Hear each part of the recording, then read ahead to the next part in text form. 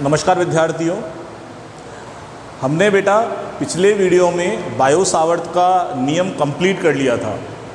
आज मैं आपको उस पर संबंधित सवाल कराऊंगा बायो सावर्त के नियम पे, जो हमने चैप्टर नंबर 7 स्टार्ट किया है। पार्ट नंबर 7 हिंदी मीडियम की वीडियो है जो बना रहा हूँ मैं। हमने पार्ट 7 पढ़ना स्टार्ट किया है, जिसका नाम है विद्युत धारा के चुंबकीय प्रभाव। ये हमारे पाठ का नाम है, विद्युत धारा के चुंबकीय प्रभाव। इसमें हमने सबसे पहले पढ़ा था ओरस्टेड का प्रयोग। ओरस्टेड का एक्सपेरिमेंट पढ़ा था, और इस एक्सपेरिमेंट में हमने एक बेसिक बात सीखी थी कि जब भी किसी चालक तार में हम धारा का प्रवाह करेंगे, करंट को फ्लो करेंगे, तो उसके चारों तरफ राउंडेड में क्या उत्पन्न हो जाएगा? Magnetic field. ये तो ओरस्टेड का प्रयोग था। लेकिन इसके बाद जहाँ से पार्ट सही ढंग से स्टार्ट हो रहा है, इसमें हमने नियम पढ़ा है बायो सावर्त का नियम। हमने पढ़ा है बायो सावर्त का नियम। और बायो सावर्त का नियम जो होता है वो क्या होता है बच्चों? डी बी बराबर mu 0/4 pi I dl sine theta upon R square. प्यारे बच्चों, बायो सावर्त का नियम होता है D B mu 0/4 pi I dl sine theta upon R square, जहाँ म्यू 0/4 पाई जो चुंबकीय नियतांक है, इसकी वैल्यू होती है 10⁻⁷। इसके बाद में हमने कल पढ़ा था परिमित लंबाई के तार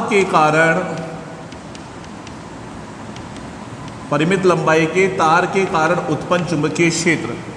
परिमित लंबाई के तार के कारण चुंबकीय क्षेत्र क्या उत्पन्न होता है? बी बराबर म्यू 0I/4 पाई डी साइन φ1 प्लस साइन φ2। परिमित लंबाई के तार के कारण चुंबकीय क्षेत्र जो उत्पन्न होता है वो होता है B बराबर म्यू 0I/4 पाई डी साइन φ1 प्लस साइन φ2। ये परिमित लंबाई के तार के कारण चुंबकीय क्षेत्र पढ़ा था, है ना। यदि चालक तार की लंबाई अनंत हो तो φ1 और φ2 दोनों बराबर थे 90 डिग्री के, तो अनंत लंबाई के तार के कारण चुंबकीय क्षेत्र का फॉर्मूला आ गया था बच्चों B बराबर म्यू 0I/2 पाई डी। B म्यू 0I/2 पाई डी। आई बात समझ में? ये बेहद इंपॉर्टेंट टॉपिक है। बायो सावर्त का नियम जो आता है बोर्ड में, वो 1 अंक में आता है।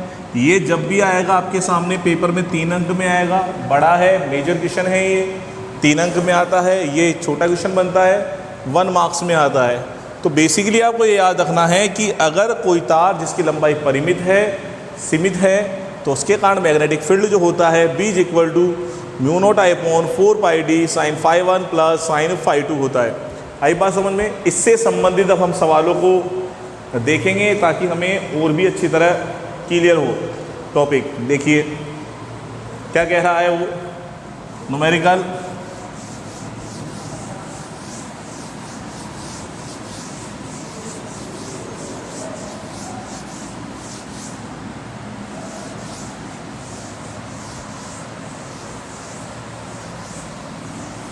देखिए क्वेश्चन क्या कह रहा है न्यूमेरिकल में।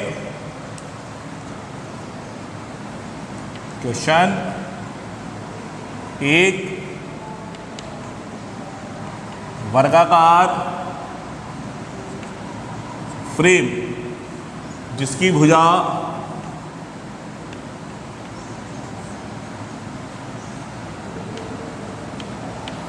स्मॉल ए है, एक वर्गाकार फ्रेम जिसकी भुजा स्मॉल ए है में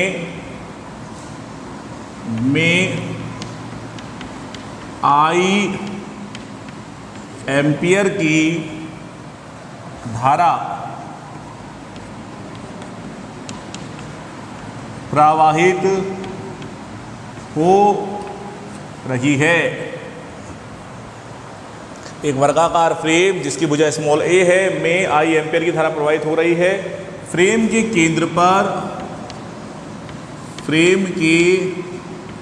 केंद्र पर उत्पन्न चुंबकीय क्षेत्र का परिमाण, फ्रेम के केंद्र पर उत्पन्न चुंबकीय क्षेत्र का परिमाण व दिशा ज्ञात कीजिए। अच्छा न्यूमेरिकल है काफ़ी। एक फ्रेम है जिसकी भुजा स्मॉल ए, वर्गाकार फ्रेम है, इसमें करंट फ्लो हो रहा है एम्पेयर का। उस फ्रेम के केंद्र पर हमें चुंबकीय क्षेत्र का परिमाण निकालना है और दिशा ज्ञात करनी है। पहले आप क्वेश्चन नोट कर लीजिए।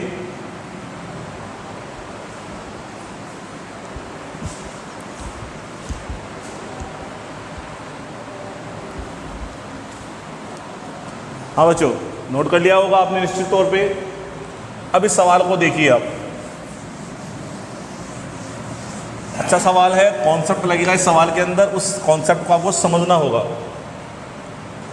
देखिए, सबसे पहले तो मैंने एक वर्ग बनाया,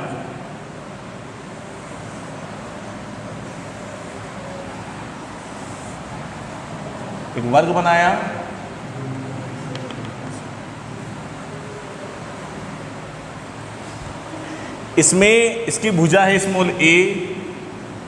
चूँकि वर्ग की खासियत होती है इसमें भुजाएं बराबर होती हैं। अब बेटा आपकी इच्छा हो तो इसमें करंट का फ्लो क्लॉकवाइज कर लीजिए और आपकी इच्छा हो तो एंटी क्लॉकवाइज कर लीजिए। मेथड तो आपको समझना पड़ेगा। अगर आप चाहते हैं कि इसमें करंट का फ्लो क्लॉकवाइज हो रहा है, इस तरह से हो रहा है, और केंद्र पर निकालना है हमें मैग्नेटिक फील्ड ओ पर। अब लगेगा यहाँ पे चांटा नियम कि चांटा कैसे पढ़ने वाला है। देखो कैसे पड़ेगा चांटा। इसको चांटे को अपन ऐसे मारते हैं, आपको समझाया मैंने। ये स्लैब होता है, अंगूठे को उस डायरेक्शन में करना है जिस डायरेक्शन में करंट जा रहा है, और उंगलियों को उस डायरेक्शन में लेना है जहाँ पे मैग्नेटिक फील्ड निकालना है। फिर चांटे की दिशा देखते हैं।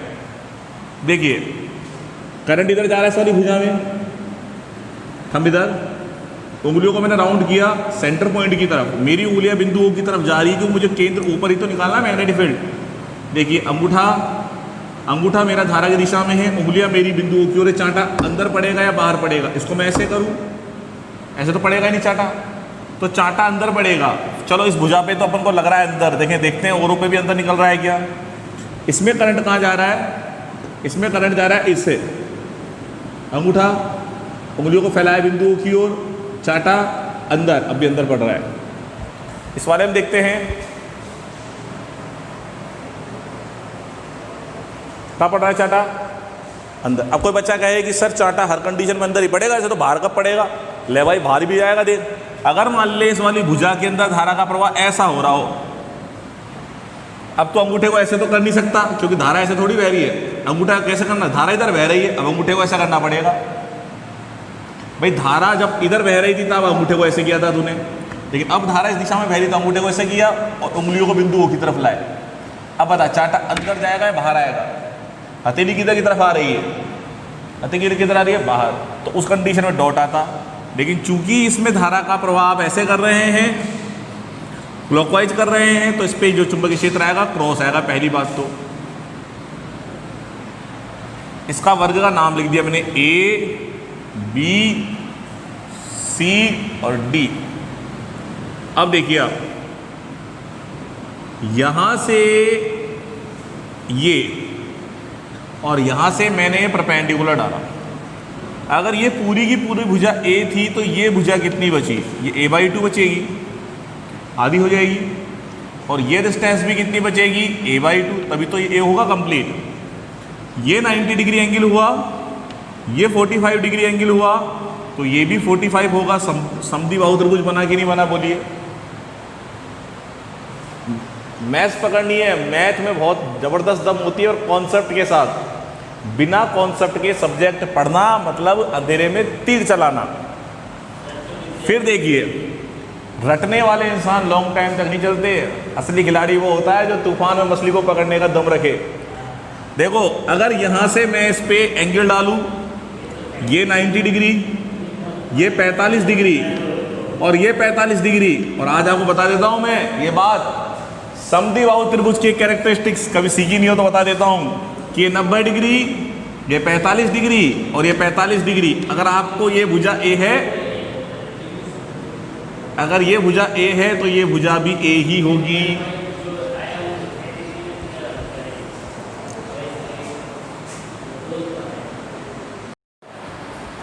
हाँ बेटा, जो आपको मैं बात समझा रहा था उसको समझने की कोशिश कीजिए आप। ये 10th का कॉन्सेप्ट है आपका। सर ने आपको बताया होगा कि कोई समद्विबाहु अगर त्रिभुज है बच्चों, ये मान लीजिए 90 डिग्री कोण है बेटा, और ये कोण 45 डिग्री है और ये कोण 45 डिग्री है। अगर ये वाली भुजा 3 सेंटीमीटर है, 45, क्योंकि इसमें इस त्रिभुज के अंदर, ट्रायंगल के अंदर दो कोण बराबर हैं, तो इसके सामने वाली भुजा 3 सेंटीमीटर है तो इसके सामने वाली ये भुजा भी 3 सेंटीमीटर होगी। दो कोण समान होने पर बनने वाला त्रिभुज समद्विबाहु त्रिभुज होता है, और उन कोणों के सामने वाली भुजाएं भी समान होती हैं। अब ये कोण यहाँ 45 है, ये कोण 45 है, क्योंकि देखो ये तो 90 डिग्री हो गया है ना, और यहाँ पे ये 45 डिग्री हो गया, तो 90 और 45 और 45 180। जब ये 45 के सामने भुजा 1/2 है तो ये भी 1/2 हो जाएगी, हो जाएगी। तो अगर हम बात करें यहाँ पर, तो आपके पास जो मैग्नेटिक फील्ड है, ज्यामिति से सिमेट्रिकली हम बात करें बच्चों, तो AB के कारण मैग्नेटिक फील्ड, BC के कारण मैग्नेटिक फील्ड, CD के कारण मैग्नेटिक फील्ड और AD के कारण मैग्नेटिक फील्ड क्या होगा, इक्वल होगा। आई बात समझ में। अब चुंबकीय क्षेत्र होता क्या है, चुंबकीय क्षेत्र का फॉर्मूला क्या होता है बच्चों, μ0I/4πd साइन φ1 प्लस साइन φ2। अब φ1 इस सिरे के द्वारा केंद्र पर बनने वाला कोण कितना है, 45 डिग्री। इस सिरे के द्वारा केंद्र पर बनने वाला कोण कितना है, 45 डिग्री। तो φ1 और φ2 का जो मान है वो कितना है, 45 डिग्री है। क्योंकि हम देखते हैं जैसे ये वायर है, ये पॉइंट P है, तो इसके द्वारा इस पर बनने वाले कोण ये φ1 और φ2 होते हैं। तो इसका मतलब φ1 और φ2 की वैल्यू कितनी आई बच्चों, 45 डिग्री आ रही है। और अगर इन दोनों की वैल्यू 45 डिग्री आ रही है और D का मान कितना है, a/2, D का मान कितना है, a/2। तो अगर मैं यहाँ रखूँ, इस जगह यहाँ रख देता हूँ बेटा, तो B equivalent μ0I/4π into a/2 sine 45 degree plus sine 45 degree. We know that, हम जानते हैं साइन 45 डिग्री का मान कितना होता है, 1/√2। नोट कर रहे हो आप सवाल को, साथ साथ नोट भी करते रहे।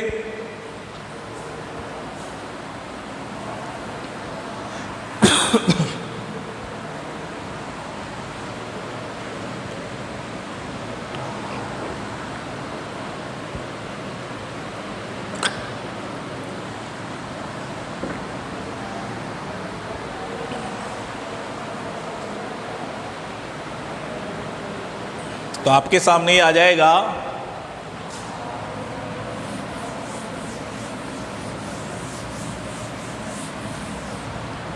तो ये हमारे सामने आ जाएगा B is equal to μ0I/, इसको भी ऐसे लिखते हैं 4π मल्टीप्लाई a/2 1/√2 प्लस 1/√2। तो ये बच्चों आपका आ जाएगा μ0I/, चलो काट दिया आपने इसको 2/2πa, और यहाँ √2 आपका एलसीएम आ जाएगा 1 + 1 हो जाएगा ये, B = μ0I upon 2πa into में 2√2, 2 से 2 कट गया। तो आपके सामने मैग्नेटिक फील्ड कितना आ गया? मैग्नेटिक फील्ड हमारे सामने जो आया वो आ गया हमारा B = μ0I अपॉन √2πa। समझ में आ रहा है आप सभी को, है ना? कॉन्सेप्ट समझ में आ रहा है आप लोगों को? देखिए, और चूंकि ये आपका किसी एक भुजा के कारण मैग्नेटिक फील्ड आ गया, चूंकि अतः लिख देते हैं, अतः इसलिए परिणामी चुंबकीय क्षेत्र 4 मल्टीपल हो जाएगा, क्योंकि 4 अभी तो आपने इसके कारण निकाला है, फिर इसके कारण भी निकलेगा, इसके कारण तो 4 गुना हो गया, इनटू में μ0I अपॉन √2πa। ठीक है, देखिए इसको आप,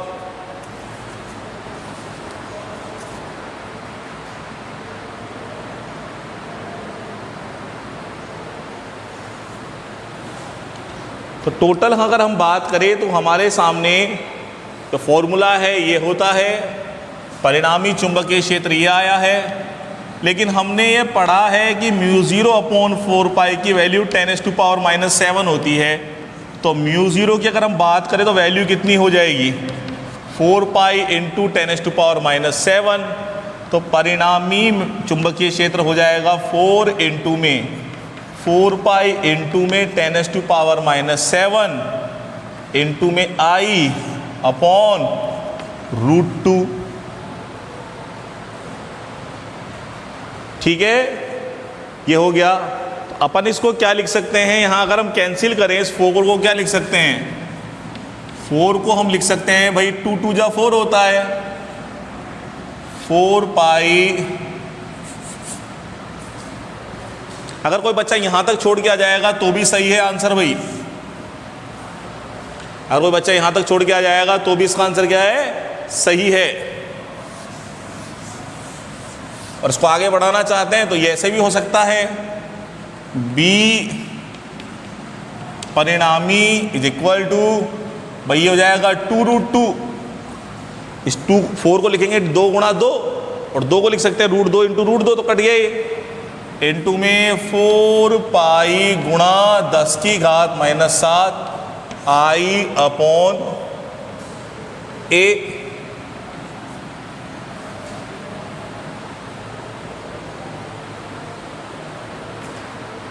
है ना?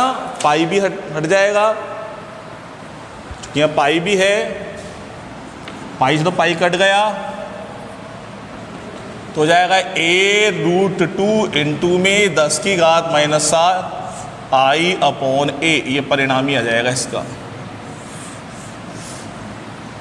ये इसका आंसर है बच्चों।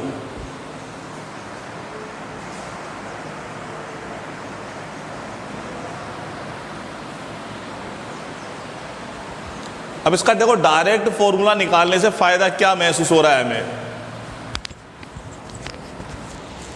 नोट करो इसको आप।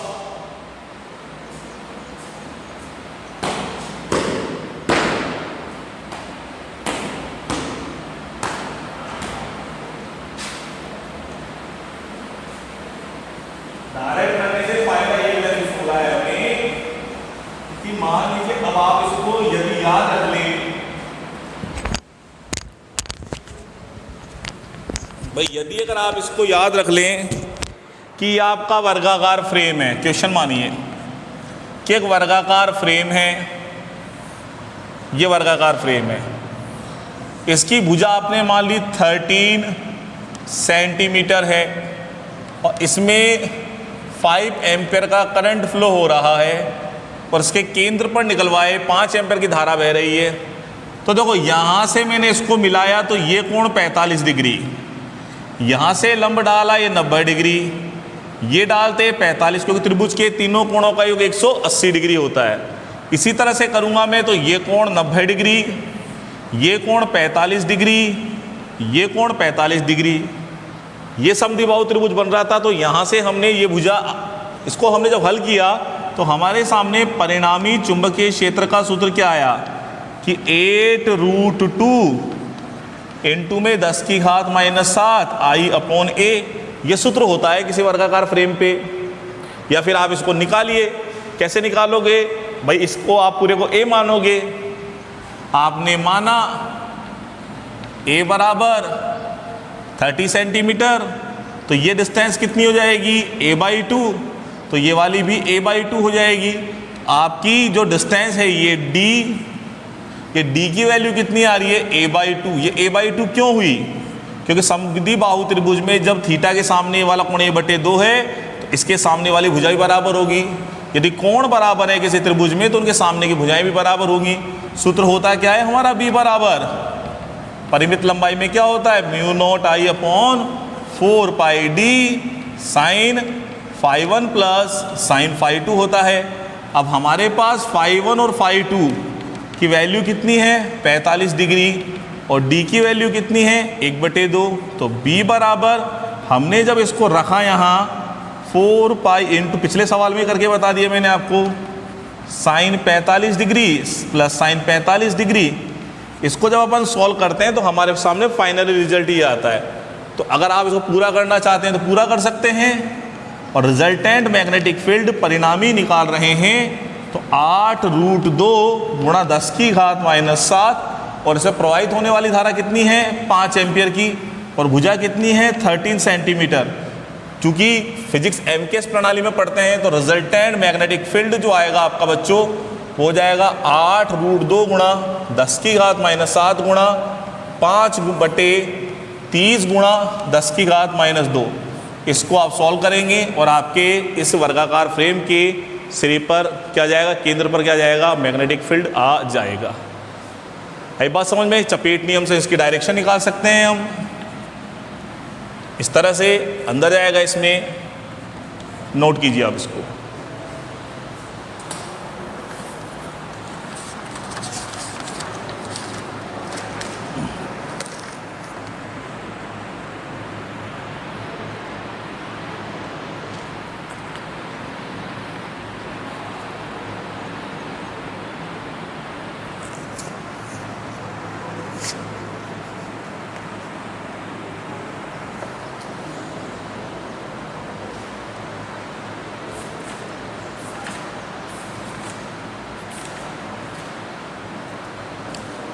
हो गया बेटा?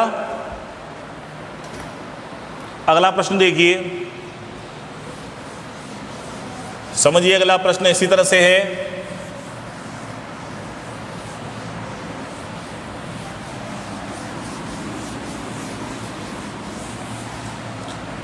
ये टी शर्ट तो मेरे पिताजी की है भाई, कहीं तुम सोच रहे हो राजस्थान पुलिस? नहीं भैया, मेरे फादर की है, मेरे पिताजी की है, उनकी पहन रखी है मैंने। ठीक है, मैं तो सामान्यतः एक अध्यापक हूँ, आपके सामने अध्यापक ही रहूँगा। क्वेश्चन जो है बेटा अपना क्या है, क्वेश्चन है बच्चों हमारा कि एक समबाहु त्रिभुज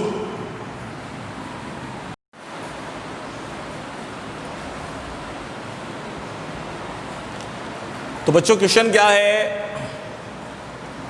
कोई इक्वेटर ट्रायंगल है, समबाहु त्रिभुज है जिसकी साइड दे रखी है हमें स्मॉल a,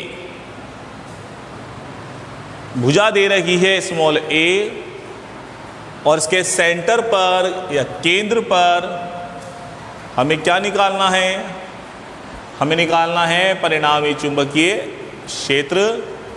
यदि इस ट्रायंगल में, इस त्रिभुज में I एम्पियर का करंट फ्लो हो रहा हो, I एम्पियर की धारा प्रवाहित हो रही हो। पहले आप प्रश्न को सही ढंग से समझिए। जो आपको शेप दे रखी है, जो आपको आकृति दे रखी है, वो कैसी है, त्रिभुज आकृति है, त्रिभुज। कितने वर्टेक्स, शीर्ष कितने होंगे इसमें, 3।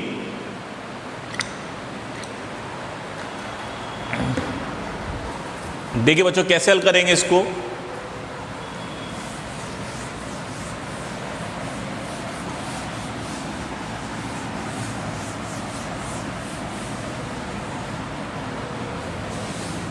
देखिए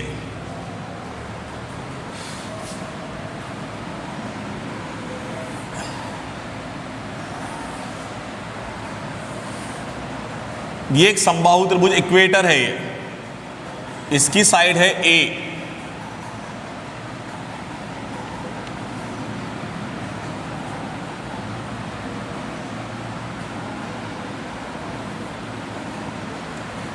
तो आपको इस शीर्ष से वर्टेक्स से ये डिस्टेंस पता होनी चाहिए, ये डिस्टेंस पता होनी चाहिए और ये डिस्टेंस पता होनी चाहिए।